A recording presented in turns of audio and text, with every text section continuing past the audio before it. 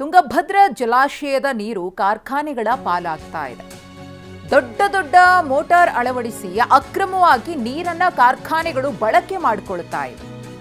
ಕೊಪ್ಪಳ ತಾಲೂಕಿನ ಮುನಿರಾಬಾದ್ನಲ್ಲಿರುವಂತಹ TB dam motor ಸ್ಥಗಿತಕ್ಕೆ ಸೂಚಿಸಿದ್ರೂ ಕೂಡ ಕಾರ್ಖಾನೆಗಳು ಕ್ಯಾರೆ ಅಂತಿಲ್ಲ.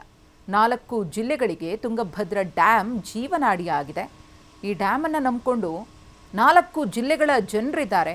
ಆದರೆ ಇಲ್ಲಿ ಕಾರ್ಖಾನೆಗಳು ಅಕ್ರಮವಾಗಿ ನೀರನ್ನು ಬಳಕೆ ಮಾಡಿಕೊಳ್ತಾ ಇವೆ ಅನ್ನೋ ಸತ್ಯ ಈಗಾಗಲೇ ಜಗಜ್ಜಾಹೀರಾಗಿದೆ.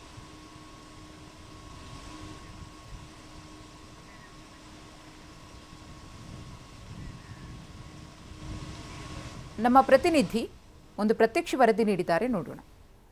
ತುಂಗಭದ್ರಾ ಜಲಾಶಯದಲ್ಲಿ 12 TMC ನೀರಿದ್ರೂ ಕೂಡ ಈಗ ತುಂಗಭದ್ರಾ ಜಲಾಶಯದಲ್ಲಿ ಅನಧಿಕೃತವಾಗಿ ಕಾರ್ಖಾನೆಗಳ ನೀರನ್ನು ತೆಗೆದುಕೊಳ್ಳುತ್ತಿದ್ದಾರೆ. ಜಲಾಶಯದ ನೀರು ಈಗ ಕಾರ್ಖಾನೆಗಳ ಪಾಲಾಗ್ತಿರ್ತಕ್ಕಂಥದ್ದು ನೀವು ದೃಶ್ಯಗಳನ್ನು ನೋಡ್ತಿರ್ಬೋದು.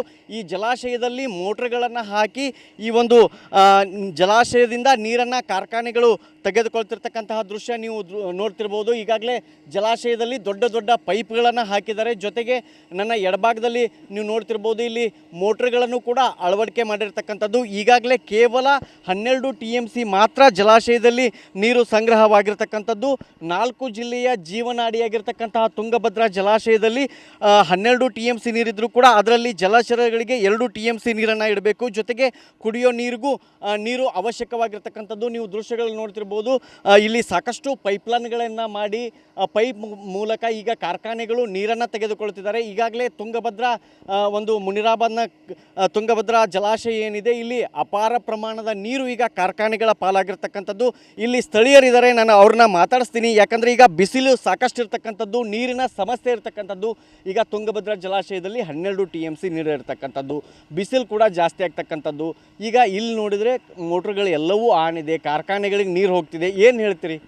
ಇಲ್ಲಿ ಕಾರ್ಖಾನೆಗಳಿಗೆ ಬಂದು ಆ್ಯಕ್ಚುಲಿ ಒಂದು ನೀರು ಮಳೆ ಬರ್ತಾ ಇರ್ತಕ್ಕಂಥ ಸಂದರ್ಭದಲ್ಲಿ ಅತಿ ಹೆಚ್ಚಿನ ಪ್ರಮಾಣ ನೀರು ಬಂದಾಗ ಅವರು ಸಂಗ್ರಹಣೆ ಮಾಡ್ಕೋಬೇಕು. ನವಂಬರ್ ತಿಂಗಳವರೆಗೆ ಅವ್ರು ನೀರು ತಗೊಳ್ಳಿಕ್ಕೆ ಅವ್ರಿಗೆ ಅವಕಾಶ ಇದೆ.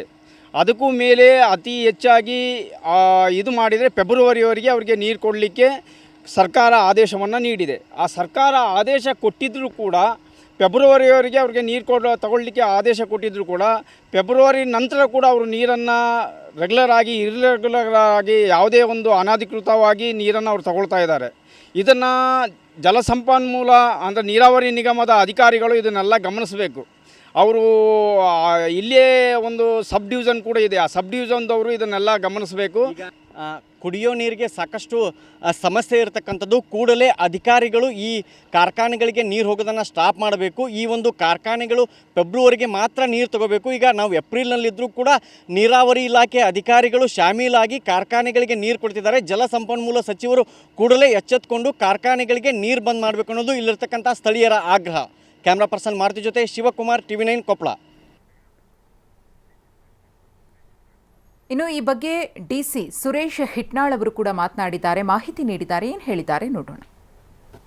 ಬೆಳಿಗ್ಗೆ ನೀವು ನನ್ನ ಗಮನಕ್ಕೆ ತಂದ ಮೇಲೆ ನಾನು SE ಅವರ ಜೊತೆ ಚರ್ಚೆ ಮಾಡಿದ್ದೀನಿ.